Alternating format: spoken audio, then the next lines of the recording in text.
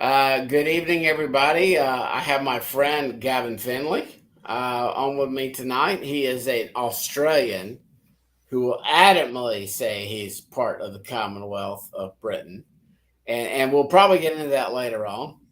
But we're going to be discussing a topic. He wrote an article on the Great Reset and what is really the Great Reset in our Commonwealth of Israel Foundation newsletter, which I never contribute to. And so this is my contribution. Is I told everybody, since I'm not going to write anything, I'm not going to write an actual article because it's never perfect enough. I would interview everybody and we would do discussions. So Gavin is now a naturalized citizen, lives in Pensacola. I grew up 40 miles away from him. Married with some wonderful kids, a wife, a retired anesthesiologist, a real by golly doctor. And what's interesting, and if you guys sense any tension between Gavin and myself, we do not align on certain things. And you know what, Gavin, is that okay? I'm an Aussie. I believe in giving people a fair go. So, well, again, Gavin and I on certain eschatological issues, prophecy issues, do not see eye to eye. But what I'm getting at is he's my brother. I love him. I love talking to him on the phone. I love, like, sometimes getting so frustrated with him that I'm almost like I want to hang up the phone. But he's a dear brother, and we don't always see eye to eye. But tonight we're going to talk about what is the Great Reset. And so, Gavin, I'm going to turn it over to you for a bit of time to talk about this, and I'll hush. So it's your turn now. Okay, well, I'll just share a little slideshow here, Okay. Scott, if that's okay. And all right, it's up. And you can see that. Okay, I can basically just go down to the next slide. Basically, the issue came up when we started hearing about the Great Reset. From the World Economic Forum, and that was basically an economic assessment of the world. But of course, being biblical Christians, we have a spiritual understanding of the world and how things are progressing as well. There's a whole Bible full of prophecy that gives us huge amounts of information. So I sat down one night and I thought, well, let's just collect a few of these references to how God is indicating that he's going to be doing some things in the latter days. And I started with about 26. And then I said, well, that's good enough for one night. And the next day, I woke up early in the morning, I had another half dozen. And it just kept building. There's about 40, 50. There'd probably be 100 without too much difficulty to put together. So, and you're talking about the ultimate future Great Reset, correct? Yeah. In other words, the future is not lost on God and his people, and he is a very loving God, and he wants his people prepared. And so all right, well, let's jump into it. Go to slide one. Let's move on. You've got the introductory slide with my name on it, so let's rock it. Is that what it is? Oh, all right. Well, let's go with the PowerPoint here, and I'll start at the first slide, and I'll just rock on down here. And so basically that's just my website, endtimeprogram.org, and the YouTube is just Gavin Finley, and my email's there if you want to have a chat sometime. I'm always glad. I get people emailing me quite frequently now. Scott, do you? Are you getting more emails about the Commonwealth of Israel? I get Facebook messages, emails, phone calls from random people, and sometimes it's not even. Sometimes it's just I don't have enough time. Yeah. To really engage. Yeah. But yeah, and so I'll have people I don't even know just message me, email me, call me out of the blue. Yeah. And I always try to be gracious. That's what I'm learning too, Scott. you and I are on the same page there, on the learning curve. I actually pulled down the one I did on the Great Reset last week. I looked at it again and I said, who is that guy yakking like that in such an arrogant way? And I struck down the YouTube. I'm going to redo it. I'm going to present it in a more gracious tone next time.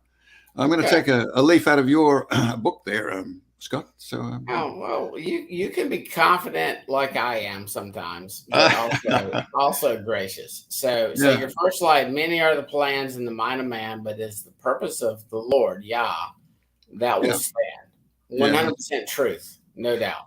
yeah. And this comes from King Solomon, and he came out with some profound wisdom.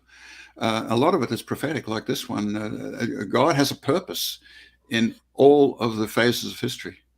And so we get other encouragements like this. Remember this and be brave. Take it to heart, you transgressors. Remember what happened long ago. For I am the Lord and there is no other. I am God and there is none like me. Unlike me. And so quite a message there, Scott, don't you think? Yeah, it gets into different topic, different day, Gavin, but it gets into some of these people that are teaching that Yeshua is a lesser God. Yeah, yeah. Doesn't quite work, does it? It doesn't fit the scriptures, yeah. I declare the end from the beginning, and ancient times from what is still to come. I say my purpose will stand and all my good pleasure I will accomplish. So man may have his plans and his agenda and he thinks he's going to do this, that, and the other, whether it be political or religious, but God is the one who says that I will establish my purpose. So, and then Ecclesiastes, for everything there's a season and the time for every purpose under heaven. God shall judge the righteous and the wicked, and there's a time, there's a purpose for every work. So, yeah, the word season there, I thought that might possibly be moed, Scott, but it wasn't. But nevertheless, it's in the same idea. It's in the same genre, and yeah, that's you know that by now, Gavin. That's one of my shticks.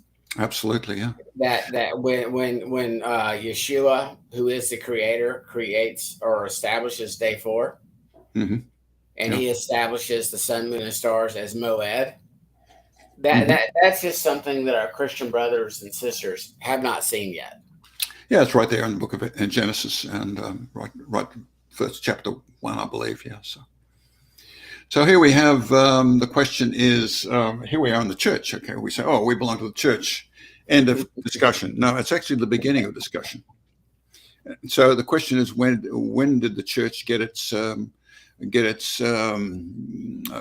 contract, or when did it get its authority to do what it does today, and where did it begin? As far as let's go back to the first waypoint that we can see as we go look backwards into time, and we can look backwards into time to 325 AD when I wish I'd put some pictures of how the poor early church was persecuted in the Roman Colosseum and in places, terrible persecutions by the Romans. And so here they are eventually there were so many of them because you throw one Christian to the lions and 100 more Christians pop up. So the powers of darkness realized that it was a losing cause. And so they said, we've got to make a deal with these Christians. And so what's interesting, Gavin, is Doug Krieger and I discussed this about that word ecclesia, church. Mm-hmm. Yeah. And Philip specifically says there is a church, or there was, and there is a church in the wilderness. Yeah. And we went into a semi-deep dive, not really, on what the Adah in the wilderness was and is. Mm-hmm. Yeah. The congregation. Yeah. In other words, and this is where you and I 100% align, the church is not new. Yeah. And you're about to get into that, what happened with the church and the Constantinian Accord and how it was co-opted. Yeah, that's right. So here, one thing to notice here is that the Jewish presence is not there. Nope. So that is going to pose an interesting question. Actually, two questions. You know, what was going on with the church and what was going on with the house of Judah. So both of those questions need to be addressed in order to answer the question, why was the church compromised here, and why was the church on day one of the day of Pentecost 100% Christian in the upper room, and then it spilled out into the streets and where it met with the other lost tribe people, many of whom went to Jerusalem for the feast because they're interested. And so, those two questions need to be addressed. Well, and to this discussion, I think you would agree, this word we call the church is part of the problem. The ecclesia was not new. The ecclesia was used in the Greek Septuagint and was referred to Israel thousands of years prior to Luke recording the ecclesia in Acts, or Yeshua, or John recording, or Matthew, or any of the gospel writers recording about the ecclesia. Yes. 40 years later. Yeah, it was Stephen before he was stoned. He had, for a man who waited tables, he had a wonderful grasp of the scriptures, didn't he? And he talked about the church in the wilderness, or the congregation in the wilderness. He gave the Pharisees and the Sadducees and the Herodians and the Jewish leaders a lesson. Yeah, no doubt about it. If people would just read that, he gives them a history lesson, and it's like a 3-minute history lesson right before he gets stoned. Yeah. So here we have the issue of the Constantinian. I call it the Constantinian Accord. You could probably think of some other legal term for it, Scott. But basically, it's God and King, or God and country. And in other words, the church was amalgamated with the pagan priests of sun worship. And Constantine said, look, I want you guys to be involved in my religious establishment because you're very popular. I want your support. And so there's Constantine up on the right-hand side. And then there's the church elders, the ambitious ones that joined and said, oh, I'd like a part of this, And so they got privileged power and pennies to progress in their success story. So, yeah. And Gavin, I would say this, that up until today, when we actually talked, when you would say the Constantinian Accord, I thought you were saying that was a good thing. After we discussed this, you're saying, no, that was mixing in lies with truth. Yeah, it's the good, the bad, and the ugly, Scott, because the Constantinian Accord did see a lot of good, heroic and godly things happen. Godly priests, and also good kings, some not so good. And then we had, the English-speaking people, British Commonwealth, and the Americans, Pax Americana. My dad was a Spitfire pilot in World War II in Borneo, fighting against the Japanese. These were heroic people. My father-in-law was in the 1st Marine Division, Guadalcanal, and that's why I'm here, because he met my mother in Melbourne in 1943. So the good, the bad, and the ugly. Yeah. So the Constantinian Accord was good, bad, and occasionally ugly. There was the Inquisitions, there was the Holocausts, there was the persecutions, the Crusades. The funny things that happened with the Crusades is that instead of going to Spain to clean out the Muslims or out of the Balkans, or they went straight to the Middle East and took Jerusalem. They were keen to get back to Jerusalem. So. And that's what's interesting, is that with this accord, what you're saying is sort of like a peace treaty between truth, which again, Christianity gets a lot of truth. Yeah. But our Roman brothers and sisters, and I'm not going to say they're not brothers and sisters, because at the lower echelons, they just know what they're taught.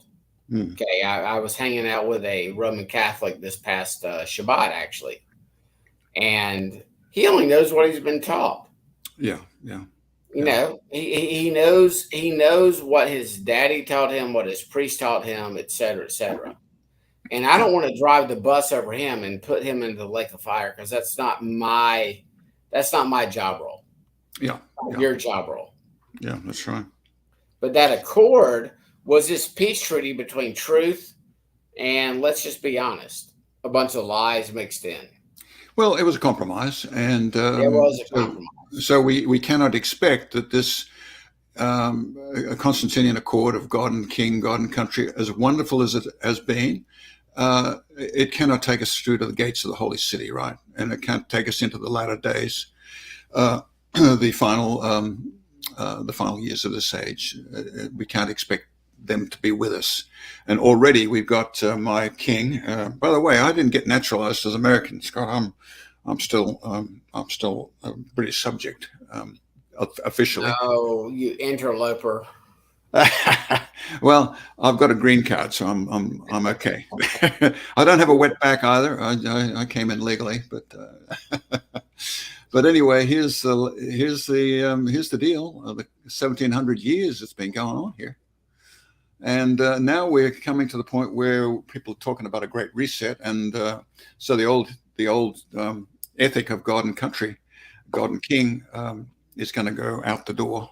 And the question is, what's that going to look like, and how's it going to be replaced? Different topic, different day, Gavin, for a much more detailed discussion. But we talked about this on the phone.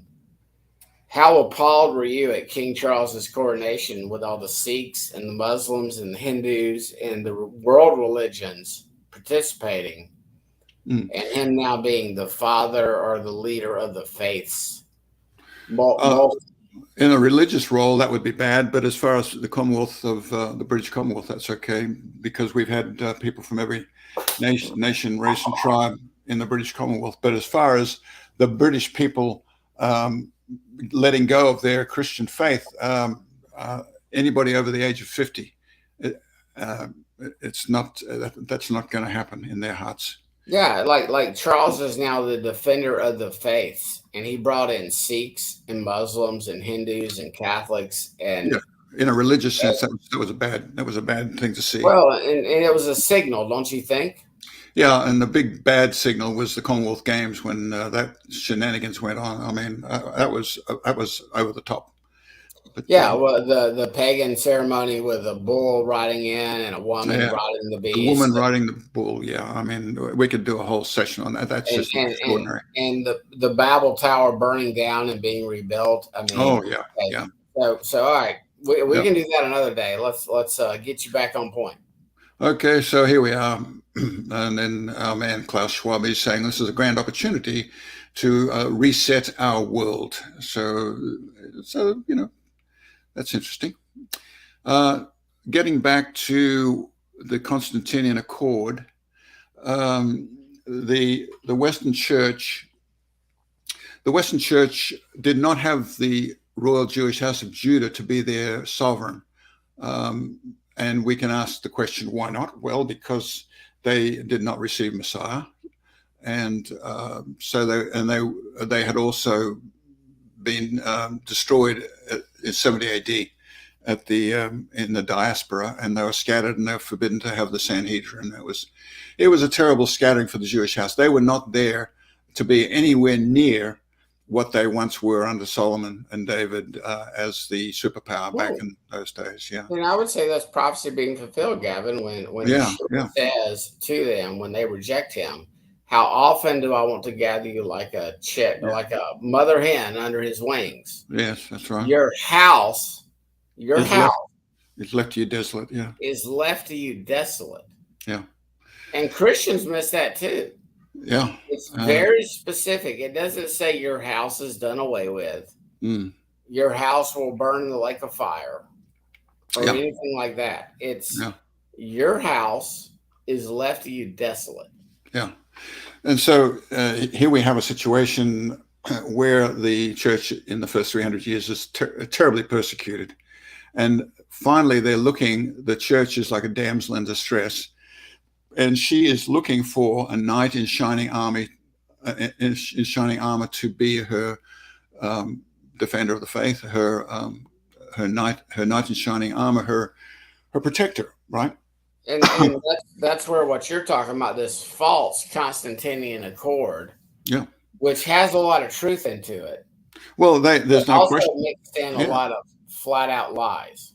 Yeah. There's no question that the church did um, have an influence on the European princes through history. Some of it good, a lot of it bad, of course, but nevertheless, the good, the bad, and the ugly, right? So it's almost like Gomer. Remember, Gomer went from lover to lover, Scott, Hmm. and then finally she ends up having to be redeemed from a slave block by her first husband that she had left, forgotten. And here's another story here. If you ever go to see the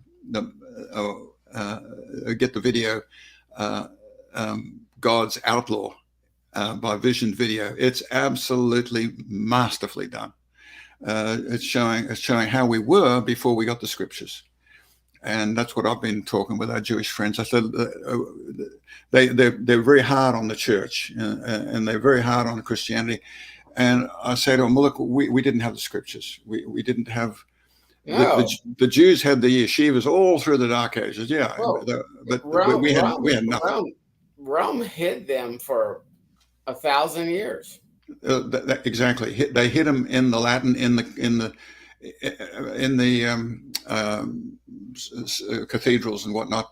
The only good thing about that, Scott, is that they did preserve them in a manner not near as well as the Jewish house did in the Yeah. intertemple in the Second Temple period, but nevertheless, the good and the bad was there, and Oh, here it is. This scene. You need to see this scene no, in. I've watched it. Have you? Isn't it something? He says, King Henry says, "What's this I'm hearing? I'm hearing about the end of the world." Uh, and and he's talking about a rage amongst his own bishops and amongst his people. They're talking about another kingdom, and King Henry does not like it one bit. No. He is ticked off, and he says, where is this Tyndale? He's smuggling Bibles into England across the channel. The merchants are helping him, by the way. The Black Horse Rider has been very helpful to Christians through history. But anyway, he's saying, where is my command that William Tyndale be found and stopped? And Cardinal Wolsey says, I have been all through Europe, looking for him in Cologne and in Wittenberg, and King Henry is very upset. And Gavin, to our point, when King Henry protested and separated, Yeah. and King James then authorized the translation, James wanted to be the head, the Pope of the Church of England. He was not into Yeshua, Jesus, being king. Oh, none of them were. No, that wasn't on their radar at all. No, but my point is, we're still reading modern translations which hide, and you would agree, which hide the truth that Yeshua is king. Well, of course, because it's embarrassing for the King Henry to even hear any talk about another kingdom. He's the king of all the British people, and he doesn't want his people talking about any other kingdom. It's back then it was really, really sensitive. You could lose your head for that. Well, and my point is a lot of our brothers and sisters in Christianity don't realize that even now, 500 years later, there's still translation bias against the king, king. Yeah. Yeah. And that's why we have terms like church and Gentiles. That those are the two worst translated words in all of our English Bibles. Yeah, they can do with some. They can do with some adjectives to help to clarify or to give further, shine some further light on what the word means. Just trash them. Nations means pagans. Church is congregation of Israel. Well, in the moderate style, I would probably say heathen nations, or I wouldn't nix the word nations because it's but nations means out of covenant. If you're in covenant, you're Israel. If Well, you're not, just say heathen nations, because yeah, heathen or pagan nations. yeah. But my point is that the term Gentile, people go, they're a Gentile Christian. I'm like, it's like, it's like Scott, nails on the chalkboard. man, turn down that microphone. That came through loud and clear. Exactly. All right, go ahead. Okay, so here we have, as you were saying before, King Charles said that he no longer wishes to be defender of the faith, but rather defender of faith. Yeah. So the other thing is, any defenders of the faith here? Do you see So, any? Gavin, we're getting into your understanding right now of how things are unfolding, correct? Yeah, yeah. Okay. And here we have some, just to sort of get a little bit nerdy here. Here is um, English, an American poet called Robert Frost, who wrote a prophetic poem, "Two roads diverged in a yellow wood." And that's where we are. We're moving on towards. People are saying, "Oh, isn't America so terribly polarized between Christians and people that look like they're anti-Christians, people of the prince who is to come?" Well, this is where we are, the fork in the road. And well, we've been there before. Elijah says, "How long?" He's talking to God's covenant people. "How long will you halt between two opinions? If the Lord be Lord, God, follow him. If Baal, then follow him." And the people answered not a word, Scott. They didn't. They were speechless. And Gavin, let me ask you this: Who specifically, when Elijah says this, he's not talking to the house of Judah in that prophecy. Well, which year? No, Elijah is specifically addressing the house of Israel, Ahab, and Jezebel. Yeah, that's right. So I'm not saying Judah's not included in this in the overall plan, but when this prophecy was given, yeah, Elijah is a prophet to the northern house of Israel, and that's what a lot of our Christian brothers and sisters don't understand.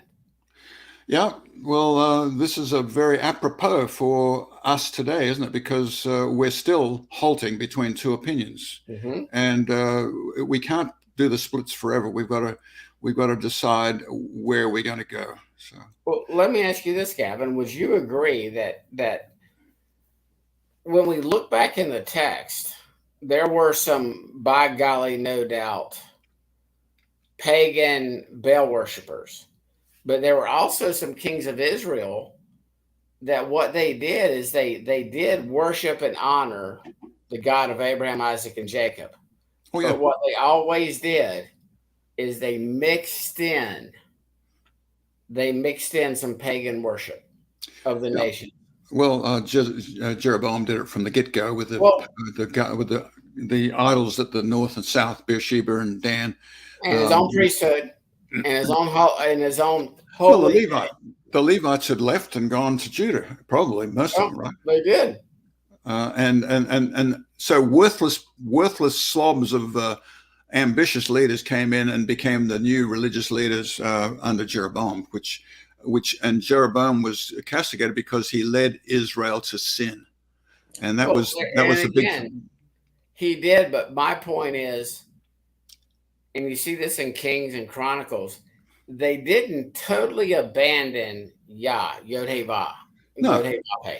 They wanted to serve the true God, but what they did, Gavin, is they mixed in these pagan, heathen worship of the nations with truth. So they wanted to worship God out of one side of their mouth and worship their pagan gods out of the other side. And that's what I see Rome doing.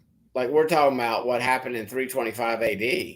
Yeah, well, the beat goes on, Scott, and it's still going on today. Exactly. Look at the top of the Cathedral of Notre Dame. Some of the most hideous gargoyles of evil you could ever imagine perched up there.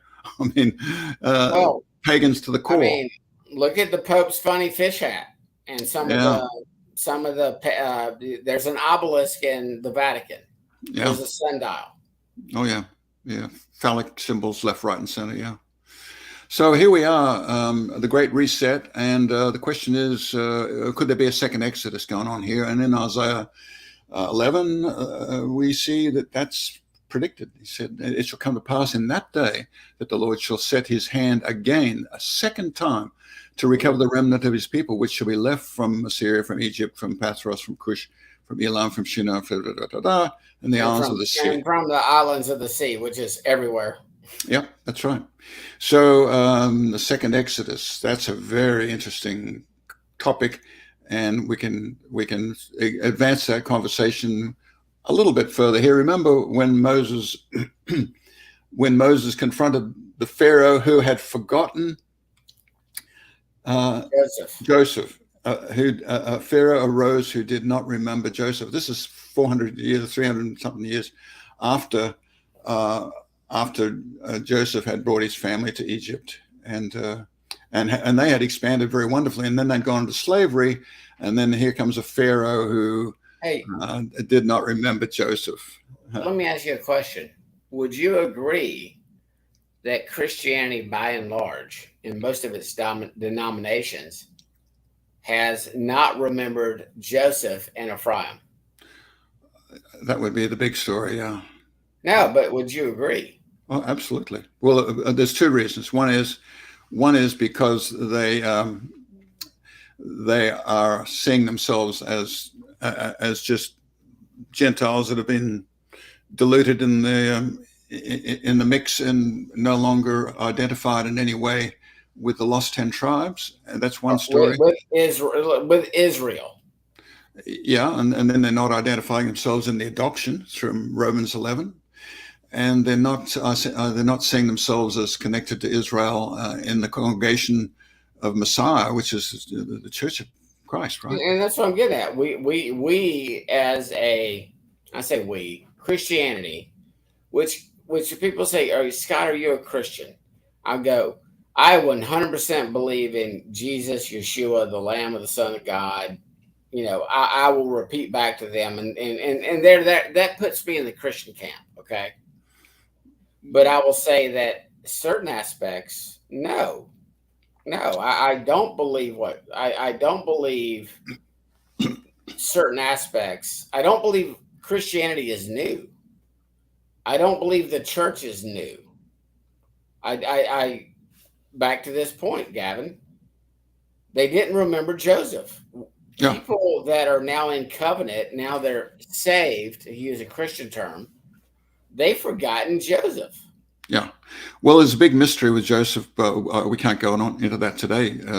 And besides, it's almost like I'm not permitted to talk about it. It's sort of one of those things, you know. But look at this next slide here, Scott. Tell me what you think of this. A citizenship crisis, a migration story, leaving Egypt, and later the same covenant people leaving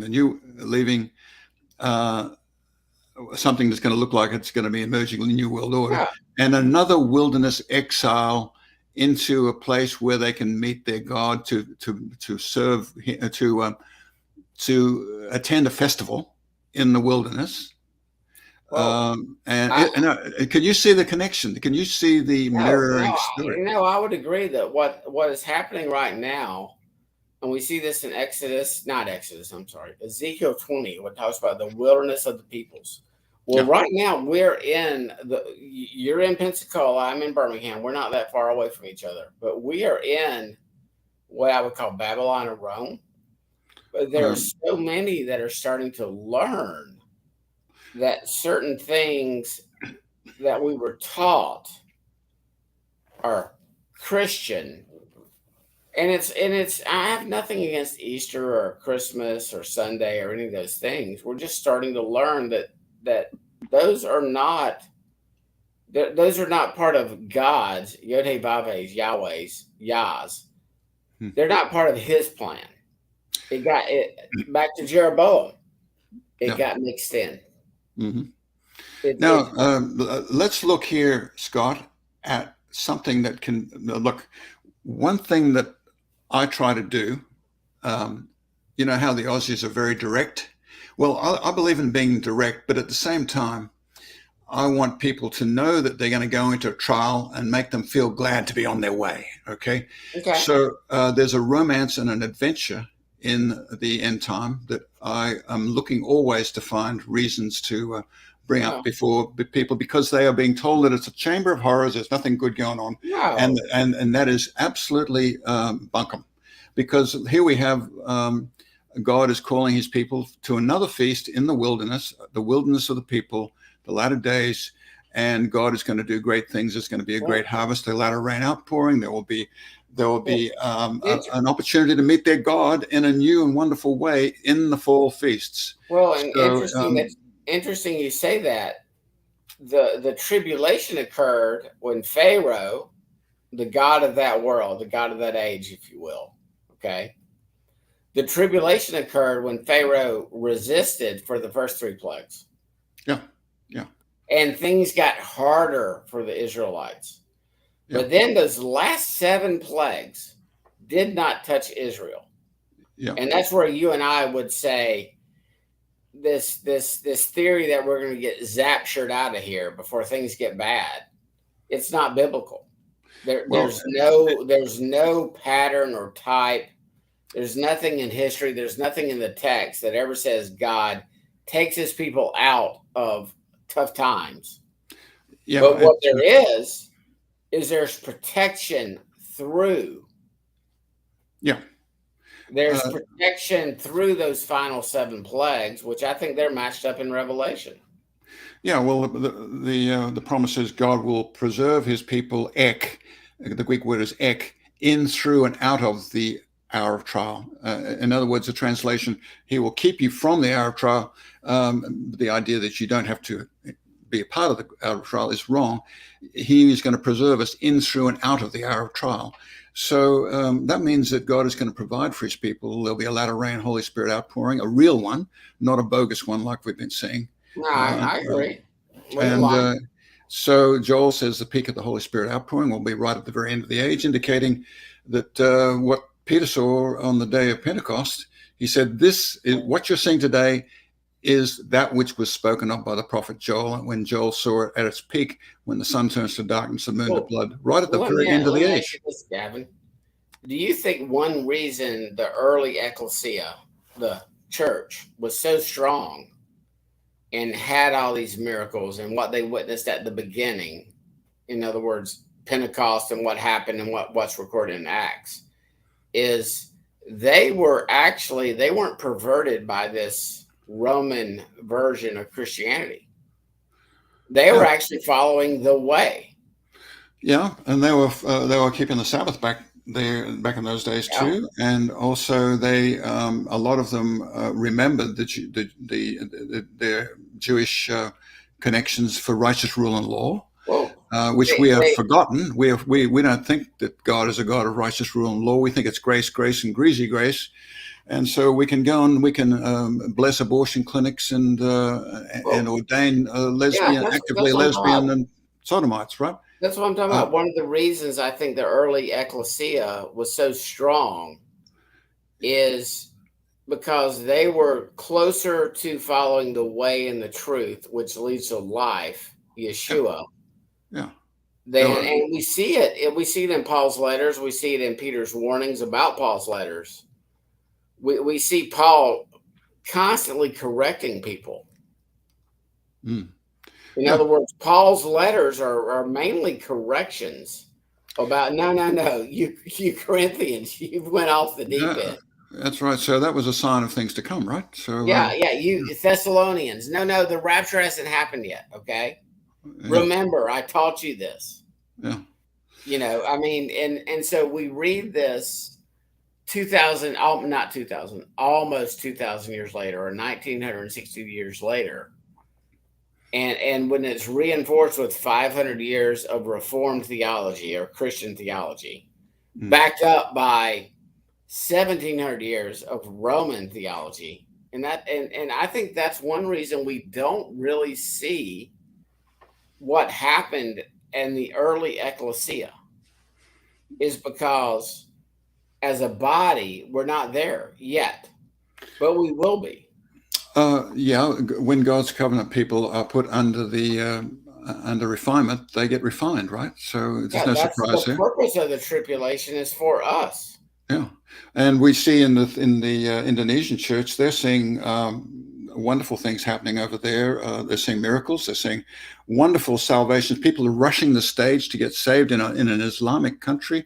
They are seeing 80% of their church is young people under the age of 30, whereas we are losing 80% of our, as evangelicals here in America, we're losing 80% of our children to sex, drugs, and rock and roll, and Oh, worse. oh, And meanwhile, over in the places of persecution in the suffering church, they're doing just great. So well, what well, is that telling us? well, hallelujah. One of my twins has started to read his Bible. No, and I'm Yeah, yeah. We're going to see some wonderful things happen. But look at this. Here's a wonderful promise. We can beat our breast about the woes of the church, but look, this wonderful promise here. Jesus, Yeshua says, "On this rock I will build my church, and the gates of Hades will not prevail against it." correct. So are you going to go up there on your trip to Israel? That's where I'm gonna spend about 3 or 4 days. Actually, I'm going up to Mount, Mount Hermon, and I'm gonna do some exploring. good. Gates of Hades. I want you to do a video from up there for us and let us Yeah. know what's going on. Yeah. Okay, God's great reset. The time has been decreed.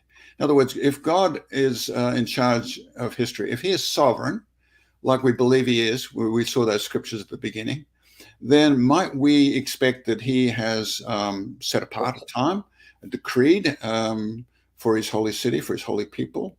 Well, A yeah, plan. and Yep. I'll rush through this, Scott, because No, that's okay. in other words, 70 weeks have been determined, or 70 weeks have been decreed for your holy people, to finish the transgression, to make an end of sin, to make atonement for iniquity, to bring in everlasting righteousness, to seal up vision and prophecy, and to anoint the most holy place. Well, that laundry list there just about wraps up the agenda of God, doesn't it? It does, but can I say this? I Uh-huh. would say that verse is so overlooked in our dispensational Christian brothers Uh-huh. that they'll read what you just read, okay, and they will apply that to just the Jews. Well, I say, yeah. Who was it written to? Oh, this was written to Israel. That Well, means written to the Jews, right? Yeah. and again, we understand this, Gavin. We understand now. Now, 6 years ago, had we had this discussion, I was reading this as those Jews. His holy people are just the Jews. We're a new separate entity. So who enlightened you to this? Did you suddenly read it in your Bible and it jumped out of you, or what? It was more. I just for some reason I studied the feast, dude, So and then I'm like, the feasts. Why would you study the feasts? well, because I was a prophecy geek. Well, which books did you read? Did you read Zola Levitt's little book, or did you read? I read his little book within like a month, Yeah. but and my Did you buddy see? Jeff, Did you see? you, Doug, everybody says I'm weird. As soon as I saw it, it was like a 1 week process. Yeah. Oh my Okay. So, goodness! No, that's why I get frustrated, Gavin. well, you had an epiphany, but you can't expect everybody else to have an epiphany No, and that's as quickly. they all tell me I'm weird, so Well, I'm okay with that. well, But you and I both, in many ways. yeah, you're definitely weird, Gavin. So, I mean, thank you. I mean, to be able to make connections and connect the dots is somewhat a little bit like on the autistic spectrum. The spectrum. Yeah, on the spectrum. Yeah. But yeah, when I read this passage now, and you put it up, this is talking to his people. He's talking to the church, the ecclesia. Well, He's not just talking to the Jews he's talking to the people that are far away from of the covenant. which would be the people who have in departing. He's talking about the ones that walked out of the house of Judah and told David to shove it. Hey, William Marr has a good word for us. We're not weird, Gavin. We're just peculiar, and yeah, that peculiar is people, yeah. definitely you and me. So, Yeah. Well, of all my Commonwealth of Israel brothers, Gavin and I have the most unique relationship. So go on to the next yeah. slide. So the great reset, the prince who is to come, the people who break covenants, commit abominations, blaspheme God, destroy holy things, attack the holy city, and persecute the holy people will confirm the people who belong, the he who belongs to these people will confirm a strong covenant. So we'll move on to the next slide, Scott. Well, you know we were. Hey, real quick, inside joke for anybody. Gavin knew we were about to differ, and I love my brother, but we differ on that. And so let me briskly move on. We'll talk about that another day. And Doug Hamp brought up this point on one of our previous discussions, Scott, about the covenant with death. And Isaiah 28. Yeah, so there's something bad going on there, right? So no doubt. The one thing I would say with our brother Doug, I think he limits it too much to Judah, and I'm going to include Rome and Christianity and the whole ecclesia in this covenant. Oh, no question. No doubt, Gavin includes Judah is going to accept this, but I don't think it's just Judah. I think it's going to be Christianity. Well, our dispensational baggage is, the Jews are going to make a peace covenant. And they're limiting the story. It's a huge story. If we're talking about the coming of a new world order, this is a blockbuster day in future holy history. It's not just the house of Judah that's going to be deceived. No, that's right. It involves the whole of the G8 because Russia's involved as well as the G7. Well, you're talking nations right now. I'm talking about people that are supposed to be covenant people. Well, we're talking about Western Christendom. Right? Yeah, Western Christendom, right? Yep. Yep. Okay. So here we are, and so we're looking at the harlot, Babylon the Great, and John sees this specter of the woman riding the 10-horned beast, and the beast is red, indicating the politics thereof, and it's a global entity, and she's riding. So we've got to put her somewhere. And she says, "I sit as a queen. I shall see no sorrow." So she's a bit of a narcissist, this little lady, and she thinks that she can be just given power to rule the world. That was what the British Empire thought that they could do 100 years ago, before Rudyard Kipling wrote the poem "Recessional," lest we forget, and saying, "Oh, how terrible that we have all this pomp and circumstance about the British Empire, but we've forgotten to thank God for the blessings that he's given us as a British people." So the Americans could be in a situation where they could mirror what the Brits did back at the turn of the 20th century, before they had to be slapped on the knuckles. 1912, they sailed. The Titanic sailed out of Southampton to the words, "Not even God himself could sink her." And of course, we know what happened there. They didn't even have enough lifeboats. Sad story. And then 2 years after that, in 1914, 1915, trying to break through the German lines in World War I, they tried that for many years, but the House of Gaz have got a powerful army, and they just couldn't do it. And in the first day of the Battle of the Somme, the Brits lost over 50,000 men, casualties, horrible losses. But the Brits had to be, and I speak as a British subject. The Australians lost horrendous losses in France in World War I. Horrendous losses. Hey, Gavin, I just popped up a comment. This is the one thing we're not in agreement. Great Commission, he listens a lot. I really respect his comments and insight. He's convinced. He says he's 100% convinced it's Islam. Here would be my comment, not even a rebuttal. What we see in the eastern leg of Rome would be what I would call Islam. It's still Rome.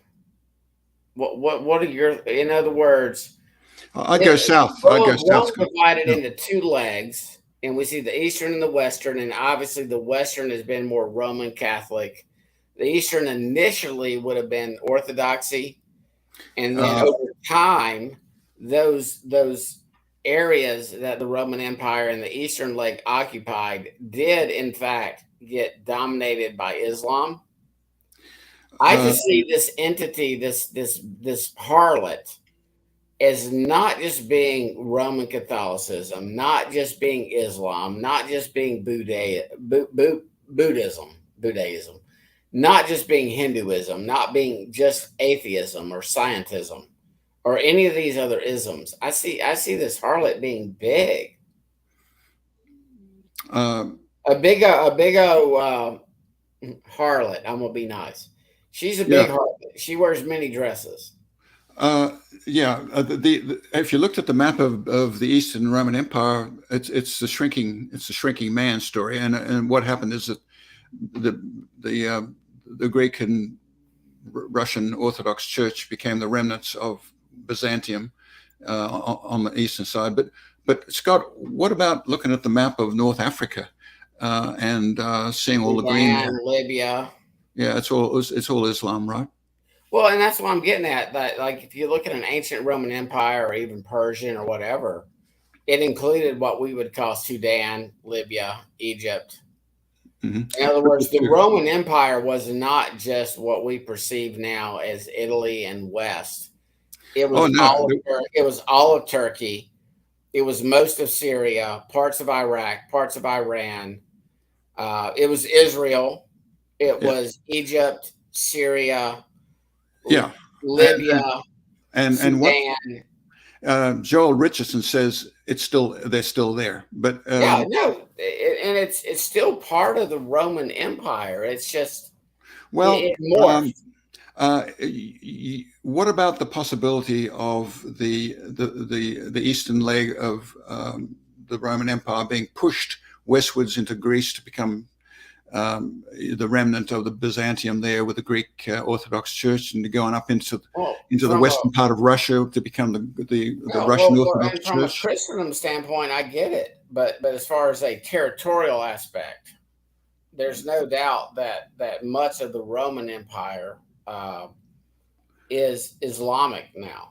Well, I think the former geography of the former Roman Empire, but look where the Greek Empire was. It extended all the way across to Medo Persia to the Indus River.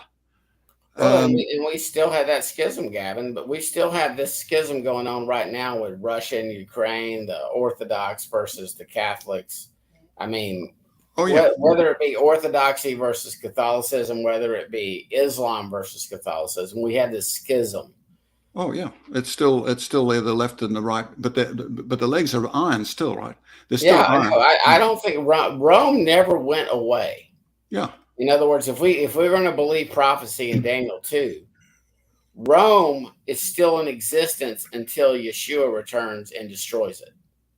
Yeah, it gets some miry clay down at the bottom there, doesn't it? Some mixture and now that's an interesting story there, but that'll have to wait for another time. All right, well, let's go to your next slide. God's great reset. A harlot is given global rule. She's riding a beast of 10 horns here, and ask yourself, are there any crowns on the horns? No, there are no crowns on the. Why? Because she's ruling, right? The crowns on the horns appear in Revelation 13, where after the abomination of desolation, for a brief period, they rule with the Antichrist. And then they're rapidly, they lose their crowns, and they're very rapidly as the Antichrist takes control. And this is where I'm going to agree and push back a little bit. I believe that this harlot has been ruling for 1,700 years, but where we're going to agree, Gavin, where we have not seen the ultimate future final fulfillment of this harlot yet. And that's where we're going to align. Yep. Okay. Yep, there she is. And obviously we haven't seen her yet, but she's in the wings. No, she's been there. Rome's been there for 1,700 years. Yeah, but I don't think the final manifestation of this harlot. But she is pushing. She is pushing aside the Christian consensus in the West. Yes, because especially with the Jesuit Black Pope now. Well, and the porno. What does the word harlot mean? It means. What does pornography mean? It means pictures of a harlot, right? So Well, we're and looking again, here. We're we looking here at pedophilia such as we've never seen before, which is not being controlled by our secret services. Oh yes, they look at us and they know every word we're saying on our iPhones, but they can't track down these scumbags that are taking off our well, children. I mean, the human trafficking. I did a CMA medical. Uh, continuing medical education on human trafficking. It's absolutely horrendous, Scott. It is far worse than we've been told. no, and And I have no doubt, Gavin. I just think what we're witnessing what I would call the end game. yeah, and she's about ready to ride this beast with 10 horns. That's and it's Yeah, and coexist, again, right? you and I don't really differ that much on that. I just think No, no. she's been riding for a long time. She Oh just yeah. has on her final jaunt Well, yet. you can trace her impetus all the way back to ancient Babylon, as Doug Hamp mentions. You know, and there's Yeah. imagery back there indicating a similarity with what we're seeing here. Well, But we've never seen her ride a beast with 10 horns before. well, and you've heard me say this. All roads just make a pit stop in Rome. Absolutely, yeah. Next slide They here. all go back to Babylon. Okay, I got to rush on here. Okay, God's Great Reset, the Last Crusade, a militant dominion theology movement within the church is expecting their church triumphant to gain global rule now under the apostles and prophets, the New Apostolic Reformation, and on and so forth. Can I just quickly say that's pure nonsense? Which element of it? Oh, you mean dominion theology? What I said is nonsense. Well, sometimes. No, Yes. no. Oh, yeah. I mean dominion theology. Yeah. This new apostolic reformation, the 7 kingdom mandates that the church is going to take over the world for Jesus. And you and I 100% agree on this, Gavin. We do, and I'm ready to celebrate. I'm ready to celebrate. Nonsense. Yeah, this is a great moment in history. You and I are on the same page here. And dominion theology, it's bad news, no question about it, because it's going to lead God's people into an impossible dream. They're going to be asked to go out into the third world countries, meet all the corruption, and be told to knock everybody into shape, and then to become more and more brutish, just like the German prison guards became more and more brutish. It's a terrible thing to get into. I pray that God's people never, ever, ever allow themselves to be given power in a new world order. Well, that way it would be. It sets up perfectly for the Antichrist. No question.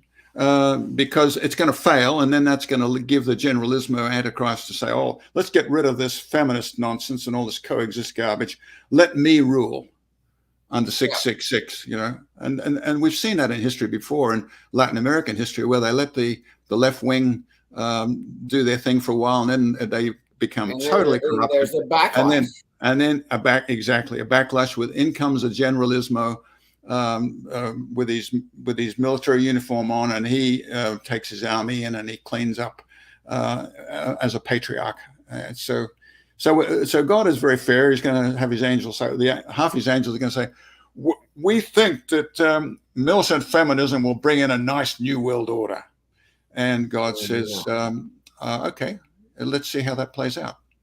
Because the backlash is not going to be what most Christians want it to be. They're initially, I believe, when the backlash comes in the West, they're initially going to be very, very supportive, exactly as most Germans were in the 1930s. Yeah, I mean, the Germans were listening to Goethe and Wagner, and they were Lutherans and Catholics. They were refined Western people, and yet under this dominion that they were given and the power that they were given, they were terribly corrupted. And if we don't get a lesson from that in the West, particularly here in America, I love the American people. I hate to see them get hurt. It's going to happen, Gavin. It's just a matter of when. Unfortunately, there will be ambitious people, of course. Yeah. So there we have it. Look at that picture on the bottom left-hand side, Scott. When I saw that, I almost wept. I almost wept when I saw that. I mean, imagining that Jesus is going to come in and ordain his final conclusion in front of the Capitol Hill and the city on a hill being America. Yes, America was a great city on a hill, but it wasn't the ultimate city on a hill. We're heading on to another greater city on a hill, the New Jerusalem, right? We played our part. Yeah. Just like we've had this discussion earlier today, just like Britain played its part. Very wonderfully so. Look at all the missionary outreaches that happened under the British Empire. 90%. 90% of all missionaries have come from in the past 100 years. Yeah. And even now, Scott, 90% of all missionary activity comes out of the United States of America. God bless them for that. And pray that America continues to be a bastion of Western Christendom, because God's people are still here. They're not going to go away from God's purposes, even though they might go away from the failed Constitution and the flags coming down. And that goes for all of the Western nations, It's going to happen. It may not. I mean, we both believe we're towards the end of the age. But if we're incorrect, it doesn't mean what we're saying and teaching as far as it will happen. It might be 100 years from now. I don't think so. No, it looks rather spookily close, Scott. Yeah. Okay, let's go on to a little bit of culture here, Scott. How many more slides we got? I better rush through here. Take your time. Beauty and the Beast. I mean, how did we end up here? Why is it that we are into a psychosexual fantasy world where our ladies are smitten by this?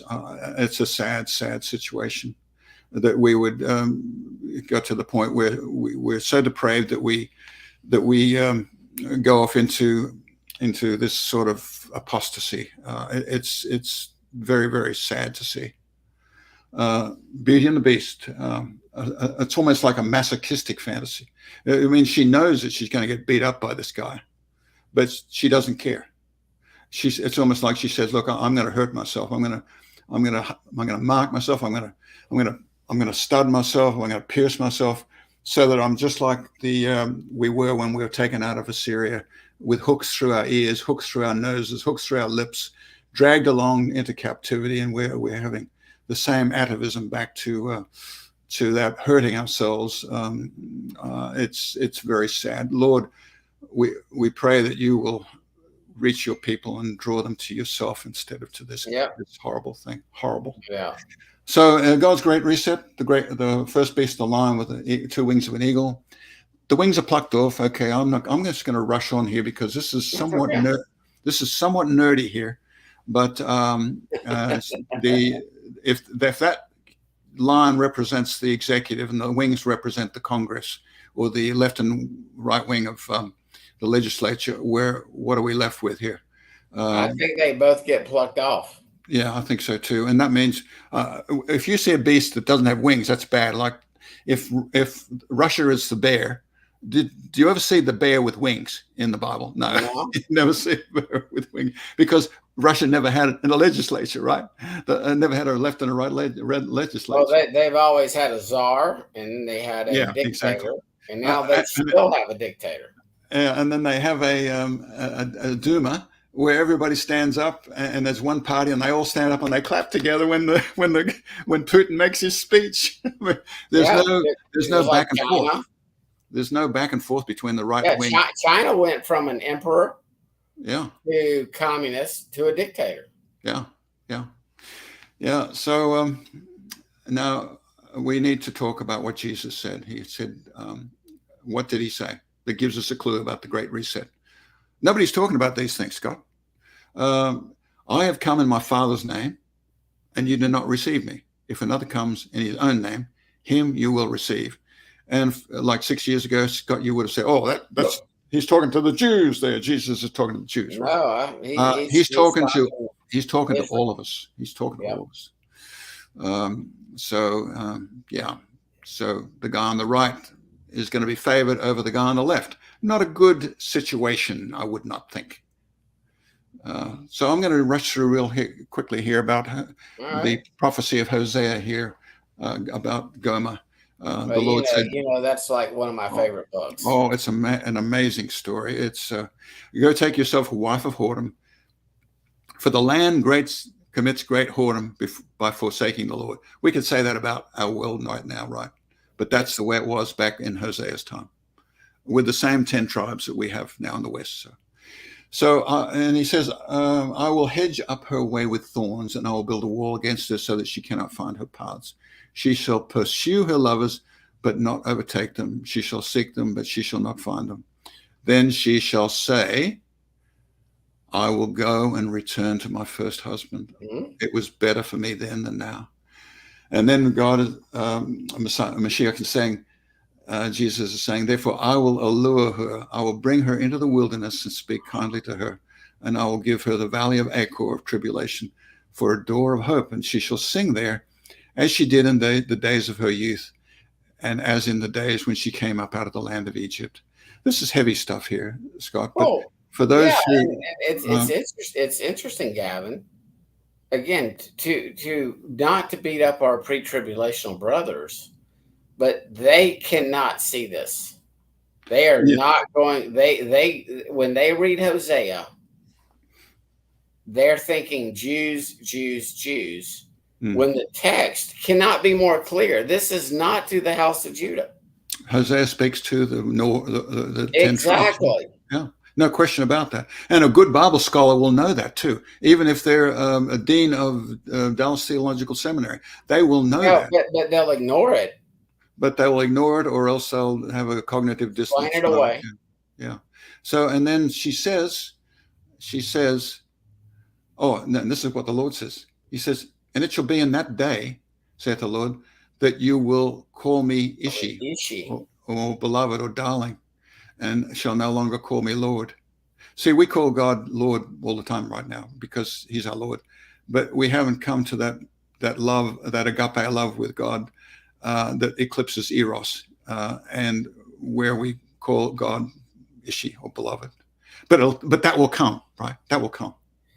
I believe it comes during this final period when the church, the ecclesia, as we're talking about, when the house of Israel is taken out to the wilderness, not beaten up, not this Jesus never beat up his bride nonsense. Oh, chamber of horrors. It's nothing else. But when you know what, when all hope is lost. And we cannot rely upon the systems. Like Gavin Finley can't go buy food at Publix tomorrow. Oh, fast. But you understand what I'm getting at. You can't buy food for next week. Yeah. You're done.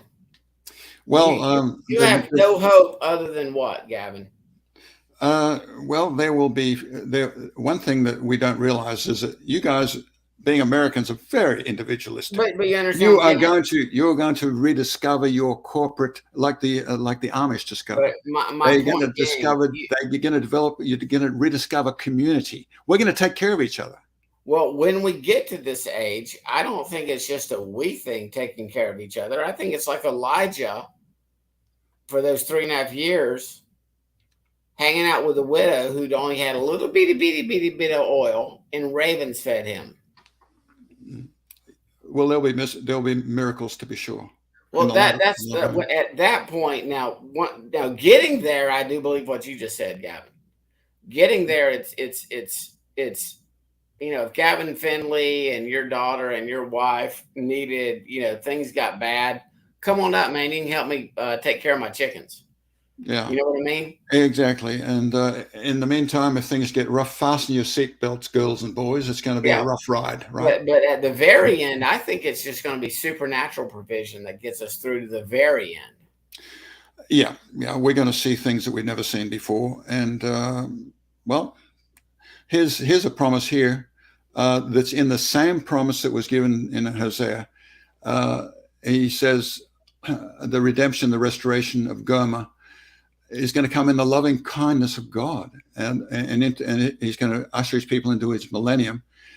And I will break the bow and the sword and the battle out of the earth and make them to lie down safely. Where does that come from? It comes from a rediscovery of the love relationship of God's people with their Yeah. God.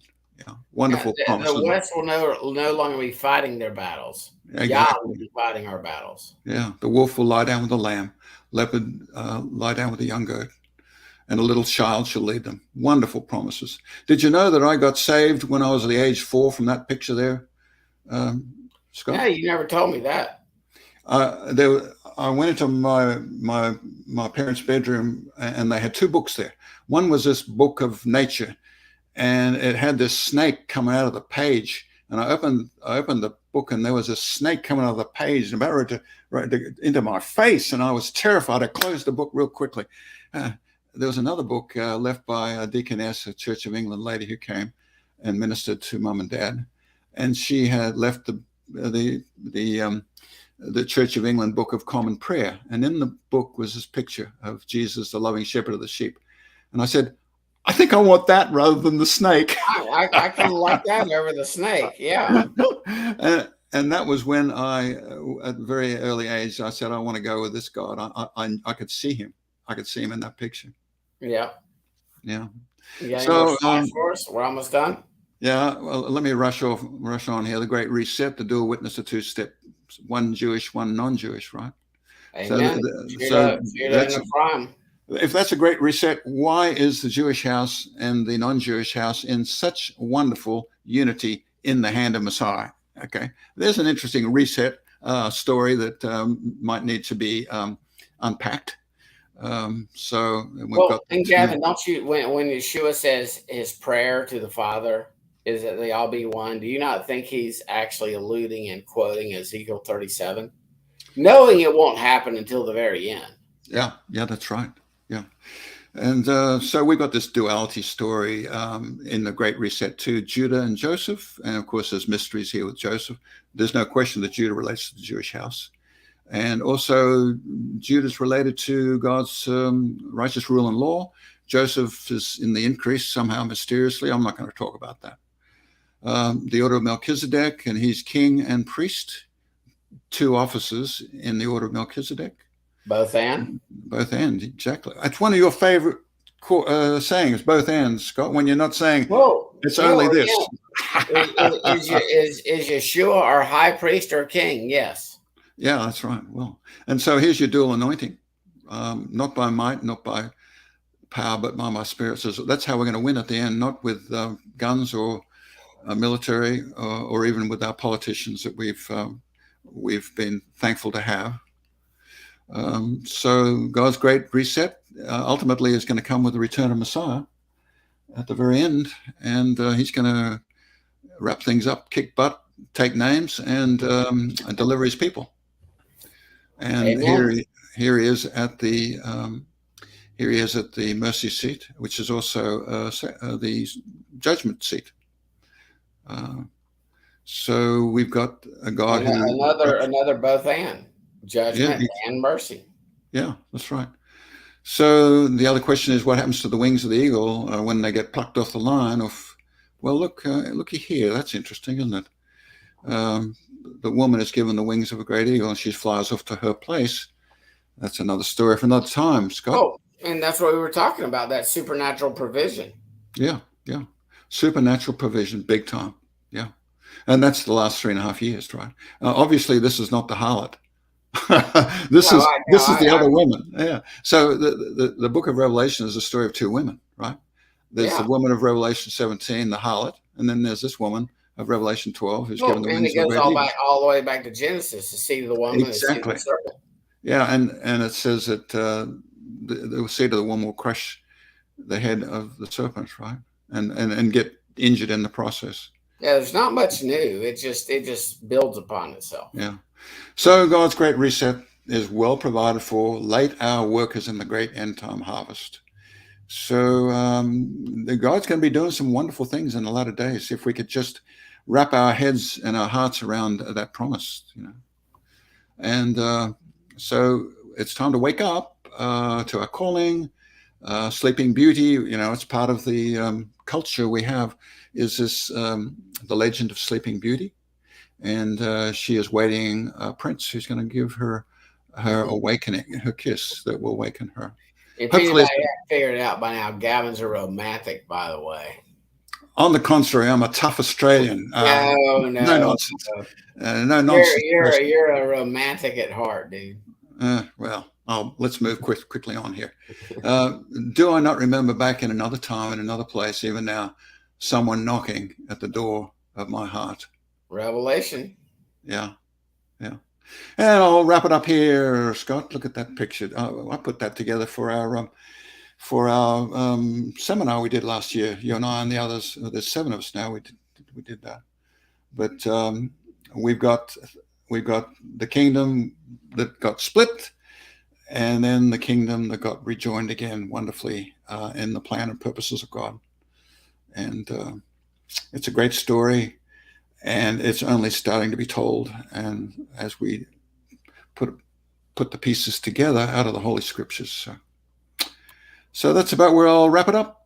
Scott, where are we? An hour and a half? Great job, Gavin. I think this went well. I was a little concerned because we do differ sometimes, and it can get a little frictional. But yeah, that can be that is often the case, Scott. but I will say this. I love my brother Gavin, and we made this with I don't think any friction at all, Gavin. So, maybe there was some oil of anointing there, in spite of us. In spite of us, Scott. Well, that's always hopeful. Yeah, and one thing I want to leave everybody with before I end is it is actually okay.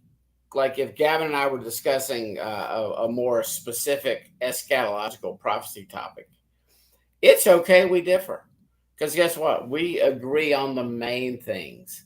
And we don't, Gavin doesn't have it all figured out. By no means do I have it all figured out. Yeah, we're on the learning curve, yeah. Yeah, this could be for any of the non-essential parts of what we believe to be true. Yeah. And I really do love my brother Gavin, and I appreciate you joining me tonight. And hopefully people will watch this and take to heart what you've taught us. And I really do appreciate it. So I'm going to let you have the final word, and I'll end the broadcast. Great, Scott. Well, thank you so much for the invitation. And we are doing what is spoken of in Romans chapter 16 that Henry Hahn mentioned in our Denver conference some years ago. That when all that talk about greet so and so, go and greet so and so. In other words, coming together, instead of us being individuals hidden in our cave, we need to come together and fellowship with each other, talk with each other, and do things together in the manner of the Amish. I've got good Amish friends up in Kentucky, and they taught us. And so same with the Mennonites and the others that came out of the Anabaptist story of Central Europe. We need to be together. We need to stick together. We need to help each other, talk with each other, and if we disagree, let's walk it through and see how it plays. Remember that the Pilgrim Pathway is like the Ho Chi Minh Trail, going through the border between one side and the other, and it's a bit like spaghetti that's thrown down, and somebody's on that spaghetti strand, another one, but eventually they all come together in the holy city. So we can be hopeful about that. And that is where I would say my brother Gavin is so much more poetic than I am. I am so much more just to the point, but I love him. So, all right, Gavin, I want to end the broadcast, and I really do appreciate it, my brother. Hang out for a little bit. Okay. Bye-bye. Sounds good. Bye-bye for now.